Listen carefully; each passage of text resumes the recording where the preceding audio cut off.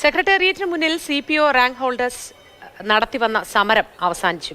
63 ദിവസം നീണ്ട സമരത്തിനോട് സർക്കാരും ഇടതുപക്ഷ സംഘടനകളും മോശം നിലപാട് സ്വീകരിച്ചുവെന്ന് ഉദ്യോഗാർത്ഥികൾ ആരോപിച്ചു.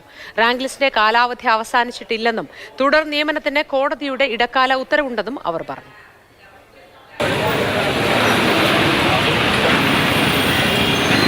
നാടും വീടും ഉപേക്ഷിച്ച് സെക്രട്ടേറിയറ്റ് പടിക്കൽ സമരം ചെയ്തിട്ടും ഫലമുണ്ടായില്ല.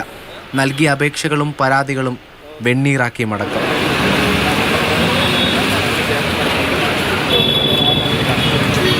റാങ്ക് ലിസ്റ്റിന്റെ കാലാവധി അവസാനിച്ചതോടെ സെക്രട്ടേറിയറ്റിന് മുന്നിലെ സമരം അവസാനിപ്പിച്ചു.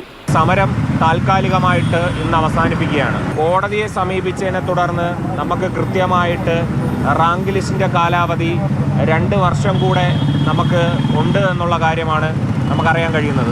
സമരത്തെ സർക്കാർ അവഗണിച്ചെന്ന പരാതി ബാക്കിയുണ്ട്. ഒഴിവില്ലെങ്കിൽ എന്തിന് പരീക്ഷ നടത്തുന്നു? CPO നിയമനത്തിനായി 5 വർഷം കാത്തിരുന്നത് വെറുതെയായെന്നും അവർ പറഞ്ഞു. ജോലി നേടാൻ പഠിച്ചാൽ മാത്രം പോരെന്ന് ഉദ്യോഗാർത്ഥികൾ. നിങ്ങൾ PSC പഠിക്കുന്നതിനോടൊപ്പം തന്നെ കൃത്യമായിട്ട് സമരം ചെയ്യാൻ പഠിക്കണം. കൃത്യമായിട്ട് രാഷ്ട്രീയക്കാരുടെ പിന്നിലായിട്ട് നടക്കാനായിട്ട് പഠിക്കണം. മാതൃഭൂമി ന്യൂസ്, തിരുവനന്തപുരം.